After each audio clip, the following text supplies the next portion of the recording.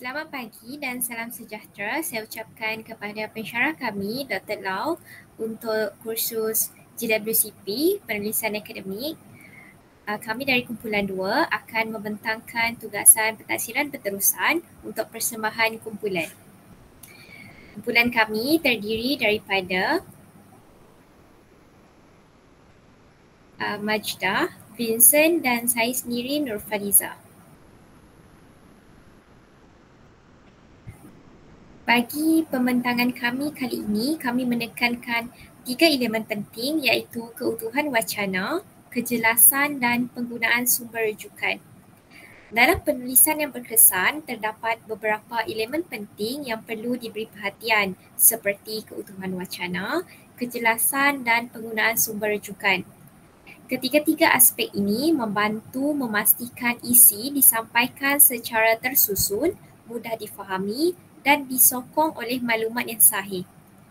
Penulisan yang menggabungkan elemen-elemen ini bukan sahaja lebih meyakinkan, malah mencerminkan tahap pemikiran dan tanggungjawab penulis terhadap kualiti ilmu yang disampaikan.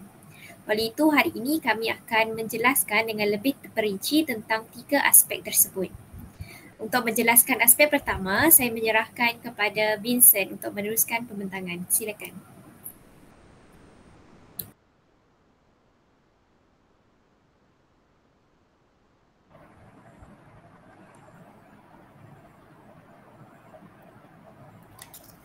Baik, di sinilah Vincent dan saya akan memulakan dengan pengenalan artikel. Artikel ini bertajuk Kesediaan Guru Berbahasa Melayu dalam mengimplementasikan kecerdasan buatan dalam pengajaran dan pembelajaran. Ia membincangkan tahap kesediaan guru bahasa Melayu terhadap penggunaan kecerdasan buatan AI dalam PDP.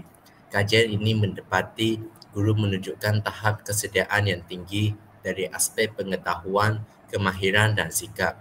Penulis menegaskan bahawa penggunaan AI penting bagi memperkukuh keberkesanan pengajaran bahasa Melayu selaras dengan transformasi pendidikan digital di Malaysia.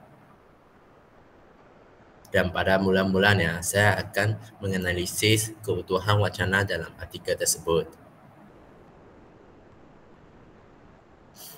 Baik, keutuhan wacana bermaksud kesepaduan keseluruhan unsur bahasa yang menjadikan sesebuah teks dapat difahami secara menyeluruh dan bukan secara terpisah. Menurut Asma Haji Omar, wacana yang utuh mempunyai kesinambungan antara struktur bahasa, makna dan konteks yang menyokong maklumat penulisan. Dalam penulisan ilmiah, keutuhan wacana sangat penting kerana ia menentukan kejelasan hujah, kesinambungan makna serta kebolehfahaman teks. Artikel kesediaan guru bahasa Melayu dan mengimplementasikan kecerdasan buatan AI dalam pengajaran dan pembelajaran digunakan dalam analisis ini kerana ia menunjukkan contoh wacana akademik yang tersusun dan lengkap. Keutuhan wacana dalam analisis ini akan terperinci mengikut 4 komponen utama iaitu keutuhan semantik, keutuhan leksikal, keutuhan gramatikal dan akhirnya keutuhan fonologi dan ortografi. Baik, dalam penulisan akademik, keutuhan semantik merujuk kepada kesinambungan makna yang membentuk seluruh yang logik. Ia berkait dengan struktur isi yang diajar dalam kursus ini iaitu pengenalan, perenggan isi dan kesimpulan yang saling menyokong antara satu sama lain. Baik, yang pertama, saya akan menganalisis keutuhan wacana yang muncul dalam artikel tersebut. Yang pertama, bahagian abstrak. Abstrak menyatakan dengan jelas objektif kajian iaitu menilai tahap kesediaan guru bahasa Melayu terhadap penggunaan AI dalam PDP. Mana ini kemudian diulang dalam dapatan yang menunjukkan keseluruhan 4.47 iaitu tahap tinggi. Hubungan objektif dapatan menunjukkan kesinambungan makna yang padu. Dan seterusnya, bahagian pengenalan dan pernyataan masalah. Penulis menyatakan masalah sebenar iaitu walaupun dasar pendidikan menekankan integrasi teknologi, masih terdapat guru yang kurang pengetahuan terhadap AI. Bahagian ini menjelaskan konteks dan kepentingan kajian, dan inilah satu ciri penulisan akademik yang ditekankan dalam kursus. Seterusnya, objektif dan soalan kajian.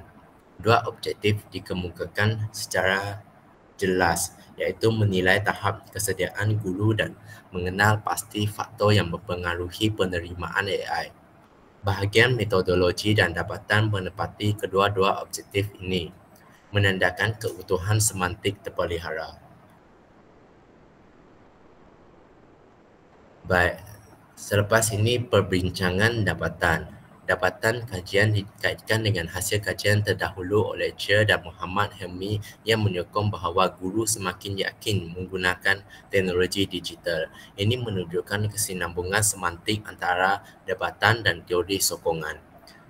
Dan pada kesimpulan, bahagian akhir menyimpulkan bahawa guru-guru menunjukkan tahap kesediaan tinggi dan mengesyorkan latihan lanjutan. Kesimpulan ini merujuk kembali kepada objektif awal, iaitu mengukuhkan keutuhan semantik secara keseluruhan.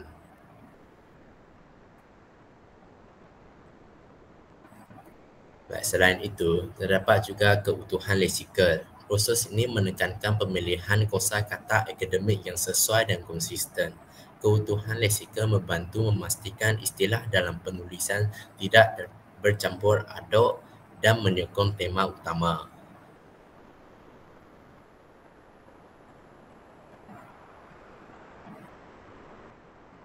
Baik, seterusnya analisis dalam artikel tersebut. Yang pertama, istilah kecerdasan buatan AI.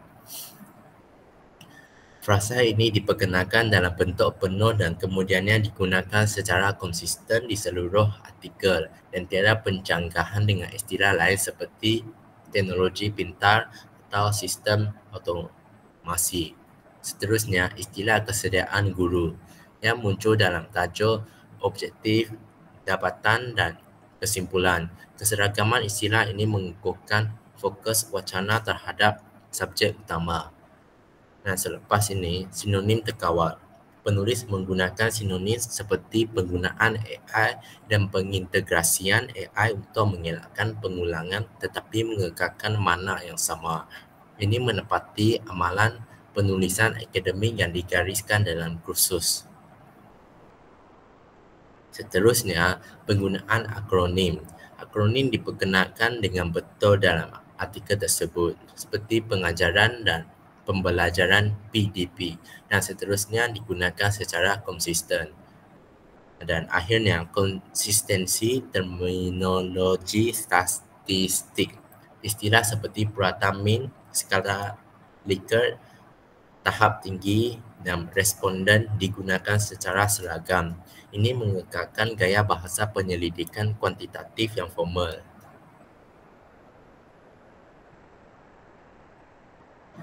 Baik, seterusnya, keutuhan gramatikal. Keutuhan gramatikal menilai penggunaan struktur ayat yang betul, kohesi tata bahasa dan tanda baca yang betul. Pelajar diajar menulis menggunakan struktur ayat akademik, iaitu subjek, predikat, pelengkap serta penggunaan penanda wacana bagi kelancaran hujah. Dalam artikel tersebut, terdapat ayat penyata baku. Contohnya, dapatan kajian menunjukkan tahap kesediaan guru bahasa Melayu berada pada tahap tinggi dengan nilai min 4.47. Struktur ayat tersebut jelas dan lengkap, iaitu mempunyai subjek iaitu dapatan kajian, predikat iaitu menunjukkan bahawa dan pelengkap iaitu nilai min 4.47. Seterusnya, penggunaan kata hubung. Artikel tersebut menggunakan konjungsi seperti selain itu, namun, oleh itu, seterusnya untuk menghubungkan idea antara perenggan secara kohesif dan mengekalkan aliran hujah. Dan seterusnya, Artikel tersebut juga menggunakan imbuhan yang tepat. Kata kerja seperti menilai, mengenal pasti, mengimplementasikan, menunjukkan penggunaan imbuhan awalan dan apitan dengan betul. Ia menepati standard bahasa akademik. Bukan itu sahaja. Artikel juga menggunakan kata ganti rujukan. Rujukan seperti kajian ini dan penyelidikan mendapati digunakan bagi mengekalkan kejelasan subjek tanpa kekeliruan. Dan akhirnya, artikel tersebut juga mengikut kepatuhan gaya APA. Rujukan dalam teks seperti Chia dan Muhammad Helmi 2024 dan KPM 2013 menunjukkan penulis memahami konvensi dan tata bahasa dan gaya sitasi akademik. Baik, terakhir sekali, keutuhan fonologi dan ortografi. Dalam penulisan akademik, aspek fonologi dan ortografi melibatkan penggunaan sistem ejaan Rumi 1972, huruf besar, tanda baca dan konsistensi istilah pinjaman. Baik, mari kita lihat analisis artikel. Yang pertama, konsistensi ejaan. Semua istilah seperti kecerdasan buatan, teknologi, kesediaan, guru bahasa Melayu dieja mengikut kaedah Rumi 1972 tanpa kesilapan fonem. Seterusnya, huruf besar dan tajuk. Nama khas dan tajuk seperti Kementerian Pendidikan Malaysia dan Bahasa Melayu ditulis menggunakan huruf besar yang betul. Selain itu, akronim formal. Akronim AI dan PDP diperkenalkan selepas sebutan penuh dan digunakan secara konsisten. Ia dapat mencerminkan kefahaman terhadap konvensi penulisan formal. Bukan itu sahaja, istilah asing diformalkan secara betul. Istilah Artificial Intelligence AI ditulis condong italik pada kali pertama dan digunakan. Ia merupakan satu ciri penting penulisan akademik formal. Dan akhir sekali, data statistik ditulis secara kemaskini. Nilai min dan peratusan seperti min 4.47 dan tahap tinggi dinyatakan tepat dan konsisten. Ia menunjukkan kawalan ortografi dan numerik yang baik.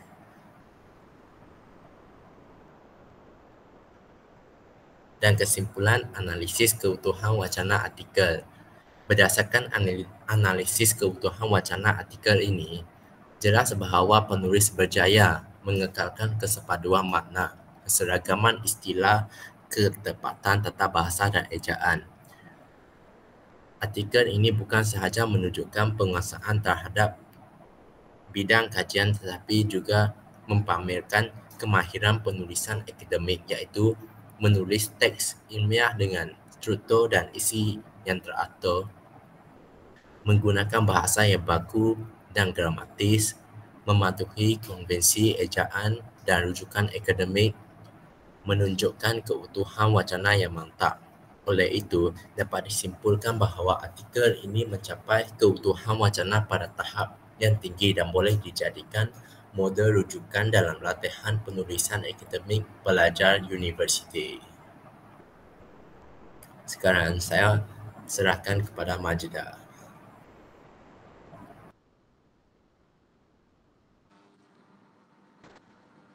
Okey, terima kasih saya ucapkan kepada Vincent dan Faliza.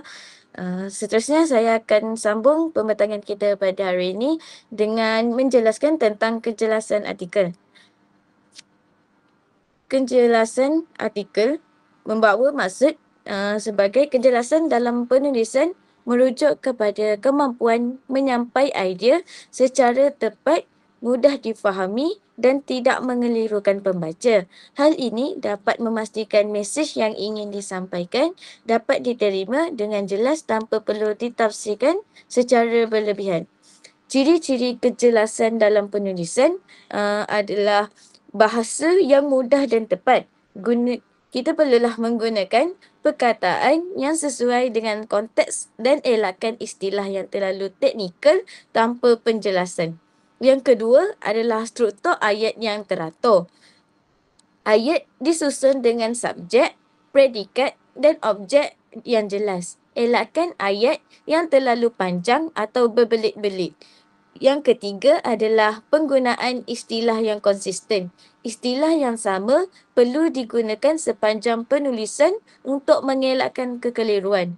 Yang keempat ialah penyampaian idea secara logik dan sistematik. Idea disusun mengikut urutan yang logik, dari yang umum ke khusus atau dari sebab ke akibat. Yang kelima adalah penanda wacana. Penggunaan penanda wacana. Penanda seperti selain itu, namun, oleh itu membantu menghubungkan ayat dan perenggan dengan lancar. Seterusnya, elakkan ambiguity atau kekaburan. Setiap ayat harus membawa satu maksud yang jelas dan tidak boleh ditafsirkan dalam pelbagai cara. Maksudnya ayat tu hanya mengandungi satu makna lah. Okey, selain itu, sokongan fakta dan bukti. Pandangan atau hujah disokong dengan data, contoh atau rujukan yang sahih.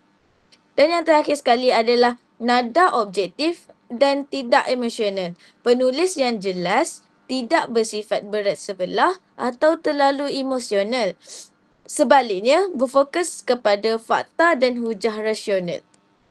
Seterusnya, kita bergerak kepada perkara yang penting dalam penulisan. Yang pertama adalah tajuk yang ringkas dan fokus. Tajuk perlu mencerminkan isi kandungan secara padat dan menarik perhatian pembaca. Yang kedua adalah abstrak yang padat dan menyeluruh. Maafkan saya. Abstrak harus memberikan gambaran keseluruhan tentang kajian atau penulisan termasuk objektif, metodologi dan dapatan utama. Yang ketiga adalah struktur penulisan yang sistematik. Penulisan perlu disusun mengikut urutan logik seperti pendahuluan, isi utama dan penutup. Ini membantu pembaca mengikuti aliran idea dengan mudah. Yang keempat adalah penggunaan bahasa yang tepat dan tidak kabur. Elakkan istilah yang terlalu teknikal tanpa penjelasan. Gunakan bahasa yang mudah difahami dan sesuai dengan konteks. Yang kelima adalah sokongan fakta dan bukti yang kukuh. Setiap hujah atau pandangan yang perlu disokong dengan data, kajian atau rujukan yang sahih untuk meningkatkan kredibiliti penulisan. Yang keenam adalah gaya penulisan yang objektif dan tidak emosional. Penulisan akademik perlu bersifat neutral dan tidak dipengaruhi oleh emosi atau pendapat peribadi yang tidak disokong. Yang ketujuh adalah penanda wacana yang berkesan. Gunakan penanda seperti oleh itu, namun selain itu untuk menghubungkan ayat dan perenggan secara lancar. Yang ke-8 adalah semakan dan suntingan akhir. Sentiasa semak semula penulisan untuk membetulkan kesalahan tata bahasa, ejaan dan memastikan kejelasan mesej. Seterusnya, saya akan menerangkan tentang kohesi dan koheren. Ciri-ciri kohesi dalam penulisan adalah kohesi berkaitan dengan bagaimana elemen bahasa saling terhubung secara formal dalam teks. Ciri-cirinya termasuk penggunaan referensi merujuk kepada kata atau frasa yang telah disebut sebelumnya seperti ini, itu, beliau. Substitusi, menggantikan kata dengan kata lain yang bermakna sama untuk mengelakkan pengulangan. Contohnya, belajar itu diganti dengan dia. Elipsis, penghilangan unsur yang sudah difahami dalam konteks. Contohnya, Ali suka membaca dan Siti juga suka membaca. Maksudnya, kita buangkan perkataan yang sama. Seterusnya, penggunaan kata hubung seperti dan, tetapi, kerana, oleh itu, untuk menyambung ayat dan perenggan. Kohesi leksikal. Pengulangan kata, sinonim, antonim atau kolokasi yang membantu mengikat makna dalam teks. Okey, untuk ciri-ciri koheren dalam penulisan pula, koheren merujuk kepada kesinambungan dan logik antara idea dalam teks. Ciri-cirinya termasuk kesinambungan topik, idea utama dikembangkan secara berterusan tanpa menyimpang dari fokus. Yang kedua, hubungan logik antara gagasan. Setiap ayat dan perenggan saling berkait secara logik. Contohnya, dari sebab ke akibat. Yang ketiga, pengembangan idea yang terstruktur. Teks disusun mengikut urutan yang sistematik seperti kronologi, perbandingan atau klasifikasi. Yang keempat adalah relevansi maklumat. Setiap maklumat yang dimasukkan menyokong topik dan tujuan penulisan. Dan yang terakhir sekali adalah konsistensi sudut pandang. Penulis mengekalkan gaya dan nada penulisan yang sama sepanjang teks. Ini antara ada beberapa contoh yang kohesi dan koheren yang saya dapat dalam artikel yang yang perlu kita dalami. Contohnya, koheren. Sehubungan itu menunjukkan kepada penyinambungan daripada isi sebelumnya. Sehubungan dengan itu, penggunaan TMK yang ditekankan dalam Anjakan ke-7 PPM 2013 hingga 2025 dapat merevolusikan dan meningkatkan teknik pedagogi guru, kaedah belajar sekaligus merubah sistem pendidikan ke arah yang lebih maju. Nur Aisyah dan Harzati 2022. Okey, contoh yang kedua pula adalah hal ini kerana. Hal ini kerana juga termasuk dalam kesinambungan. Okey, bagi contoh kohensi pula, AI juga dilihat dapat membantu pendidik dalam melakukan tugasan harian kerana ia mampu menjana tugasan, pentaksiran, seterusnya memberi grade dan maklum balas secara automatik. AI diganti dengan penggunaan IA. IA itu merujuk kepada penggunaan AI. Yang kedua, sebaliknya, guru perlu menjadi pemudah cara kepada murid bagi menggalakkan mereka untuk berfikir secara kritis dan kreatif. Maksudnya, di sini murid diganti dengan perkataan mereka. Mereka itu merujuk kepada murid. Okey. Yang kelima, terdapat kohensi dan koheren dalam satu ayat yang sama. Seperti contoh, oleh hal yang demikian, itu menunjukkan kesinambungan daripada isi sebelumnya. Tidak dapat dinafikan lagi bahawa penggunaan AI dalam pendidikan menjadi sangat popular kerana ia memberi banyak manfaat kepada dunia akademik. AI diganti juga dengan IA. Itu sahaja daripada saya. Saya serahkan kepada Nurfaliza. Seterusnya, saya akan menjelaskan tentang aspek yang ketiga dan terakhir iaitu sumber rujukan.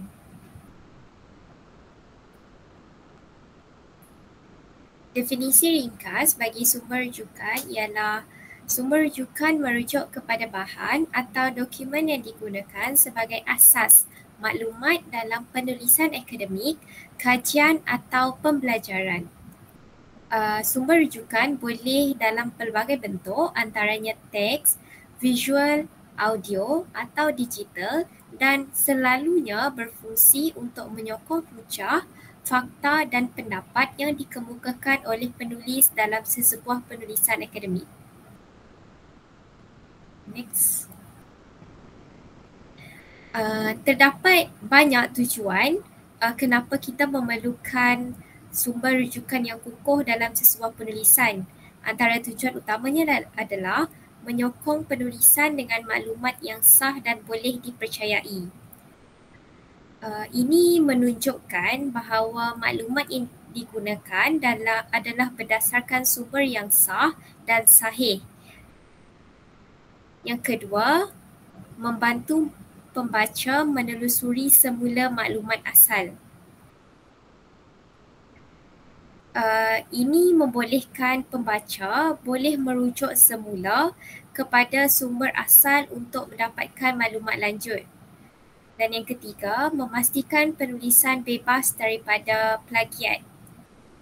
Di sini kita dapat lihat sumber rujukan digunakan untuk memberi kredit kepada penulis asal dan mengelakkan penyalinan tanpa izin.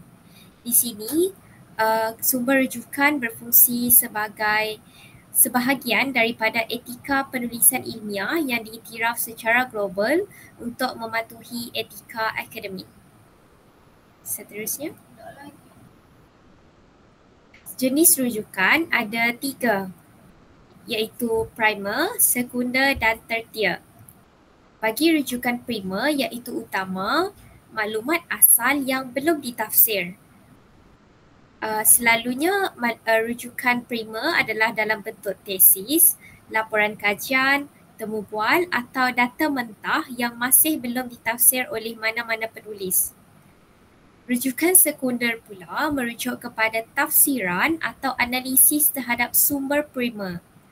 Bermakna, rujukan sekunder adalah rujukan yang sudah ditafsir dan bukan maklumat asal, seperti artikel jurnal, buku teks atau ulasan kajian. Rujukan tertier pula merujuk kepada ringkasan atau indeks kepada sumber lain, selalunya dalam bentuk ensiklopedia, kamus dan bibliografi. Ketiga-tiga rujukan ini sering digunakan dalam penulisan akademik dan selalunya kita menggunakan rujukan sekunder dan tertier. Seterusnya, ini pula merupakan contoh sumber yang selalu ada dalam penulisan seperti buku ilmiah oleh sarjana terkenal, artikel jurnal yang disemak oleh pakar, tesis dan disertasi universiti, dokumen rasmi kerajaan atau institusi pendidikan serta laman web akademik yang diiktiraf seperti Google Scholar. Okey, kita beralih pula kepada analisis artikel.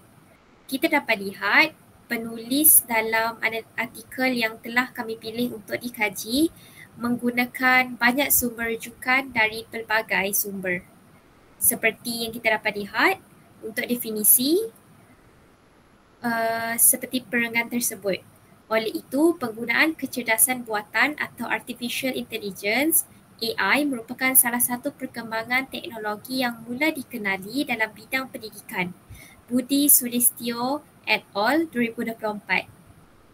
Dalam kurungan tersebut merupakan rujukan yang dirujuk oleh penulis untuk mengeluarkan kenyataan berikut. Kita lihat pula untuk perenggan manfaat AI. Menurut Russell et al. 2009, menyatakan AI merupakan sistem yang dibangunkan berasaskan komputer di mana ia boleh melakukan pelbagai tugasan yang melampaui kemampuan manusia. Menurut Russell et al. 2009 itu adalah sumber rujukan yang digunakan oleh penulis untuk mendapatkan maklumat tentang manfaat AI tersebut. Seterusnya, untuk perspektif yang lebih jelas, ini merupakan teks asal daripada artikel. Untuk bahagian pengenalan muka surat 2. Gambar yang pertama adalah merujuk kepada rujukan ditulis pada akhir ayat. Dan untuk contoh yang kedua, rujukan penulis meletakkan rujukan pada awal ayat, iaitu menurut Russell. Sumber rujukan boleh ditulis dalam pelbagai cara mengikut cara yang dituntut oleh sesetengah penulisan seperti format IPA dan sebagainya. Seterusnya, dilihat pula analisis artikel untuk contoh yang ketiga, Muhammad Helmi 2024, yang mendapati tahap kesediaan guru dalam penggunaan AI ke atas murid-murid amat dipengaruhi oleh keyakinan mereka. Kesediaan dalam pengajaran dapat membantu guru untuk memperkenalkan sesuatu yang boleh menarik minat muridnya dalam proses PDP. Ain Nur Atika 2021. Nama-nama tersebut merupakan rujukan yang digunakan oleh penulis untuk melengkapkan kajian penulis dalam artikel tersebut. Seterusnya. Ini untuk perspektif yang lebih luas, iaitu saya ambil perenggan tadi dalam bahagian perbincangan muka surat 11 dalam artikel yang sama. Kita dapat lihat contoh pertama, rujukan diletak di akhir ayat, dan untuk contoh yang kedua, rujukan penulis meletakkan rujukan pada bahagian awal ayat. Seterusnya. Oleh itu, di sini kita dapat lihat sumber rujukan ialah bahan yang digunakan untuk mendapatkan maklumat atau menyokong sesuatu penulisan, pembentangan atau kajian. Ia boleh terdiri daripada buku, artikel, laman web, dokumen rasmi dan pelbagai jenis media lain. Tujuan utama sumber rujukan adalah untuk memastikan maklumat yang digunakan adalah tepat, sahih dan boleh dipercayai. Dengan merujuk kepada sumber yang sesuai, seseorang dapat menyampaikan idea dengan lebih berkesan serta menunjukkan bahawa penulisan atau hujah yang dikemukakan adalah berasaskan pengetahuan dan kajian yang telah dibuat. Seperti yang saya cakap tadi, sumber rujukan boleh dalam pelbagai bentuk, bukan sahaja setakat nama penulis, ia boleh juga dalam bentuk rujukan kajian yang telah dibuat oleh penulis lain dan penulis menggunakan itu sebagai salah satu rujukan. Oleh itu, kami telah membentang ketiga-tiga aspek yang sangat ditekankan dalam penulisan, iaitu keutuhan wacana, kejelasan dan sumber rujukan. Rumusan pembentangan kami pada hari ini ialah ketiga-tiga aspek tersebut memainkan peranan penting dalam menghasilkan penulisan yang mantap dan berkesan. Penulisan yang mempunyai struktur yang tersusun dan isi yang jelas memudahkan pembaca memahami mesej yang disampaikan. Dalam masa yang sama, penggunaan sumber rujukan yang tepat dan sahih memperkukuh isi kandungan serta menunjukkan bahawa penulis telah membuat kajian yang teliti. Gabungan ketiga-tiga elemen ini membantu membina penulisan yang berkualiti tinggi dan memenuhi standard akademik. Di sini kita dapat lihat artikel yang dipilih untuk dikaji telah menggunakan ketiga-tiga aspek tersebut dalam penulisannya.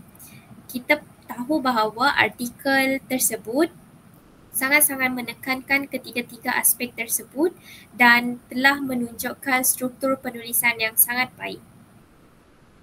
Oleh itu, seterusnya.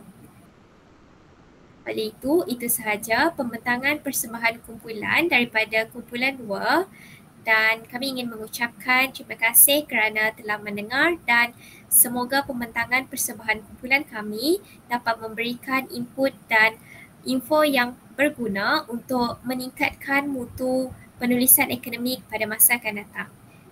Kami ucapkan sekian, terima kasih. Terima kasih.